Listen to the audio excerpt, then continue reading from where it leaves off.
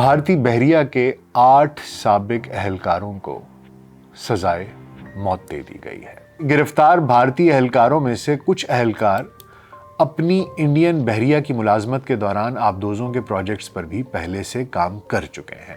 عالمی سطح پر بھارت کا اس قسم کی کارروائیوں میں ملوث ہونا ایک نئی روایت کو جنم دے رہا ہے۔ بھارت نے جاسوس کلبھوشن یادیو سے کسی بھی قسم کے روابط ہونے سے انکار کیا۔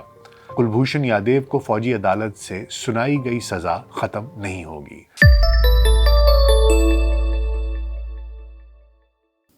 VLC پوڈ کاسٹ میں ڈاکٹر ناصر بیگ کے ساتھ خاکسار آپ کی خدمت میں حاضر ہے۔ آج ایک خبر پہ کچھ گفتگو کریں گے، وہ خبر جو گزشتہ 1-2 روز سے گردش میں ہے، جو بھارت کے 8 شہریوں کے بارے میں ہے، اور یہ خبر مشرق وسطیٰ سے آئی ہے۔ خبر کچھ یوں ہے کہ بھارتی بحریہ کے 8 سابق اہلکاروں کو سزائے موت دے دی گئی ہے۔ قصہ کچھ یوں ہے کہ قطر کی عدالت نے اسرائیل کے لیے جاسوسی کرنے کے الزام میں بھارتی بحریہ کے 8 سابق اہلکاروں کو سزائے موت سنا دی ہے۔ بھارتی میڈیا کی جانب سے بھارتی حکومت نے قطر میں بھارتیوں کو سزائے موت ملنے کی تصدیق کر دی ہے۔ ہوا کچھ یوں کہ ان بھارتی اہلکاروں کو اسرائیل کے لیے جاسوسی کے الزام میں گزشتہ سال 30 اگست کو دوحہ سے گرفتار کیا گیا تھا۔ خبروں کے مطابق انہیں قید تنہائی میں رکھا گیا۔ انڈین میڈیا کے مطابق بحریہ کے سابق اہلکاروں پر الزام ہے کہ انہوں نے اطالوی ساختہ جدید ترین آبدوزیں خریدنے سے متعلق قطر کے خفیہ پروگرام کی تفصیلات ایک ملک کو فراہم کی ہیں۔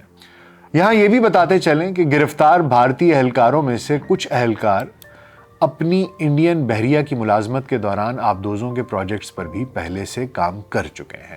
ایک رپورٹ کے مطابق سزا پانے والے ملزمان میں انڈین نیوی کے اعلیٰ ملٹری ایوارڈ یافتہ کمانڈر پریدیو Tiwari, captain retired Navtej Singh Gill, Birendra Kumar Verma, Saurabh Vashisht, commander retired Amit Nagpal, سگناکر پکالا، Sanjeev Gupta اور ملاح راجیش شامل ہیں۔ یہ اہلکار دوحہ میں الزہرا العالمی کنسلٹنسی اینڈ سروسز کے لیے کام کرتے تھے۔ یہ کمپنی قطر کی بحریہ کو تربیت اور ساز و سامان فراہم کرتی ہے۔ یہ کمپنی مبینہ طور پر ایک امانی شہری کی ملکیت ہے جو رائل امانی فضائیہ کے ایک ریٹائرڈ اسکواڈرن لیڈر ہیں۔ انہیں بھی گزشتہ سال 8 انڈین افراد کے ساتھ گرفتار کیا گیا تھا، لیکن بعد ازاں تفتیش کے بعد انہیں نومبر 2022 میں رہا کر دیا گیا تھا۔ بھارتی اہلکاروں کی گرفتاری کا معاملہ خبروں کی زینت اس وقت بنا جب گزشتہ سال 25 اکتوبر کو 64 سالہ گرفتار کمانڈر ریٹائرڈ پریدیو تیواری کی بہن ڈاکٹر مینو بھاگوار نام کی ایک خاتون نے ایک ٹویٹ کیا، جس میں انہوں نے دعویٰ کیا کہ انڈین بحریہ کے 8 سابق اہلکار جنہوں نے مادر وطن کی خدمت کی ہے، گزشتہ 57 دنوں سے دوحہ میں غیر قانونی حراست میں ہیں۔ حکومت اور متعلقہ حکام سے درخواست کرتی ہوں کہ وہ جلد ضروری اقدامات کرے اور ان اہلکاروں کو کسی تاخیر کے بغیر قطر سے رہا کروا کر انڈیا واپس لایا جائے۔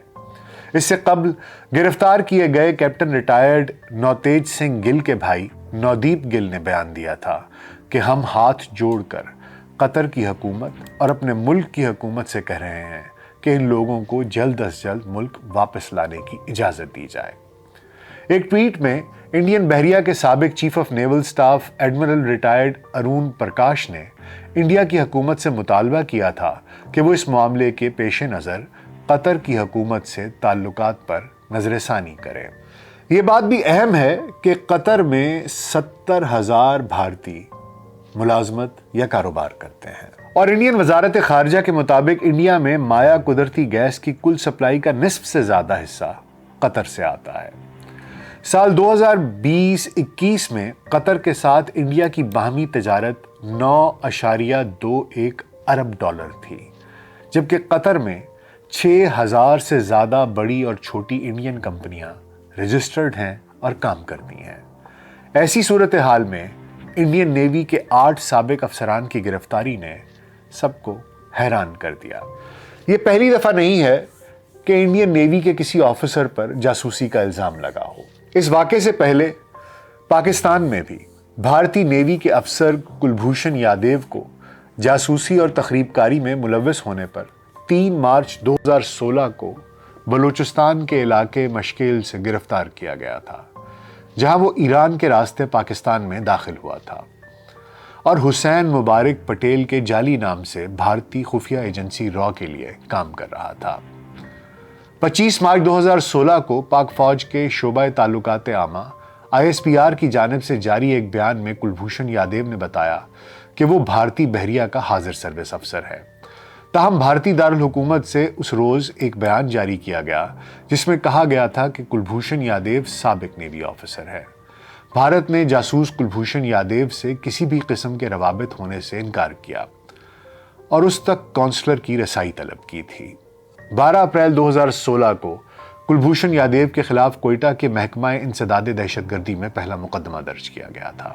6 جنوری 2017 کو اقوام متحدہ میں پاکستان کی مستقل مندوب ملیحہ لودھی نے سیکرٹری جنرل کو پاکستان میں سرحد پار دہشت گردی میں بھارت کے ملوث ہونے اور کلبھوشن کی گرفتاری کے بارے میں ایک ڈوزیر پیش کیا تھا۔ 10 اپریل 2017 کو کلبھوشن یادیو کا کورٹ مارشل کیا گیا اور فوجی عدالت نے اسے جاسوسی کے الزام میں سزائے موت سنا دی۔ 8 مئی 2017 کو بھارت نے پاکستان کے فیصلے کے خلاف عالمی عدالت انصاف سے رجوع کیا اور کلبھوشن یادیو کیس میں ویانا کنونشن کی خلاف ورزی کا الزام عائد کیا۔ 18 مئی 2017 کو عالمی عدالت انصاف نے پاکستان میں کلبھوشن کو سزائے موت پر حتمی فیصلہ سنائے جانے تک عمل درآمد پر روک دیا۔ علاوہ ازیں عالمی عدالت نے اس پاکستانی موقف کو بھی مسترد کر دیا تھا کہ ICJ اس معاملے میں مداخلت کا اختیار نہیں رکھتی اور اس کی وجہ یہ بتائی تھی کہ چونکہ اس کیس میں ویانا کنونشن کی خلاف ورزی کا الزام شامل ہے جسے پاکستان اور بھارت دونوں تسلیم کرتے ہیں، لہٰذا وہ اس کیس کی سماعت ہرگز کر سکتے ہیں۔ 22 جون 2017 کو کلبھوشن یادیو کا دوسرا اعترافی بیان جاری کیا گیا جس میں اس نے کالعدم بلوچ لبریشن آرمی اور بلوچ ریپبلک آرمی کے ساتھ مل کر بلوچستان میں تخریب کار سرگرمیاں کرنے کا اعتراف کیا۔ اس کے ساتھ سزائے موت پر آرمی چیف سے رحم کی اپیل بھی کی۔ 13 دسمبر 2017 کو بھارتی دعوے پر پاکستان نے عالمی عدالت میں اپنا جواب جمع کروایا جس میں موقف اختیار کیا گیا کہ جاسوسی کی کارروائیوں میں ویانا کنونشن کا اطلاق نہیں ہوتا۔ 25 دسمبر 2017 کو دفتر خارجہ میں جذبہ خیر سگالی کے تحت کلبھوشن یادیو کو اس کی والدہ اور اہلیہ سے ملاقات کی اجازت دی گئی اور یہ ملاقات کروائی گئی۔ 18 فروری 2019 کو عالمی عدالت انصاف نے کلبھوشن کے مقدمے کی سماعت کا آغاز کیا تھا جس میں بھارت نے اعلیٰ عدالت سے استدعا کی تھی کہ کلبھوشن کے خلاف سزائے موت کو مسترد کیا جائے۔ 21 فروری 2019 کو ICJ میں زیر سماعت کلبھوشن یادیو کیس میں بھارت کلبھوشن یادیو کو رہائی کے اپنے ہی مطالبے سے دستبردار ہو گیا تھا۔ 17 جولائی 2019 کو عالمی عدالت انصاف نے کلبھوشن یادیو کو بھارتی شہری تسلیم کرتے ہوئے اس کی بریت اور بھارت حوالگی کی درخواست مسترد کر دی اور واضح کیا کہ کلبھوشن یادیو کو فوجی عدالت سے سنائی گئی سزا ختم نہیں ہوگی۔ ICJ میں بھارتی جاسوس اور دہشت گرد کلبھوشن یادیو کیس میں پاکستان کی فتح ہوئی اور اب رواں برس بھارتی جاسوس اور دہشت گرد کلبھوشن یادیو کی گرفتاری اور قید کو 7 سال مکمل ہو گئے ہیں۔ پاکستان اور بھارت کے درمیان اس قسم کے الزامات کا تبادلہ پچھلی 7 دہائیوں سے ہو رہا ہے، لیکن گزشتہ 1 ماہ کے دوران عالمی سطح پر بھارت کا اس قسم کی کارروائیوں میں ملوث ہونا، جس میں پاکستان شامل نہیں، ایک نئی روایت کو جنم دے رہا ہے۔ اس سے پہلے کینیڈا نے بھارت پر الزام لگایا تھا کہ اس نے اس کے شہری ہردیپ سنگھ نجر کا قتل کروایا ہے، جو کہ بھارتی حکومت کو وانٹڈ تھا، اور اب اس سے بھی سنگین الزام بھارت پر یہ لگ رہا ہے کہ مڈل ایسٹ، جو کہ بھارتیوں کا گڑھ سمجھا جاتا ہے، وہاں پر بھارت کے بہت سے ملازمین ہیں، بہت سی کمپنیاں ہیں، بہت سا بزنس ہے، اربوں ڈالرز کا، وہاں پر اس قسم کے کسی واقعے کا ہونا یقیناً بھارت کے لیے ایک خطرے کی گھنٹی ہے اور اسے اپنی اس قسم کی پالیسیز پر یقینی طور پر نظر ثانی کرنی چاہیے۔ ویلاگ سینٹرل کی ویڈیوز دیکھنے کے لیے ہمارا چینل سبسکرائب کریں اور بیل آئیکن پر کلک کریں تاکہ آپ ہماری تمام نئی آنے والی ویڈیو سے باخبر رہ سکیں۔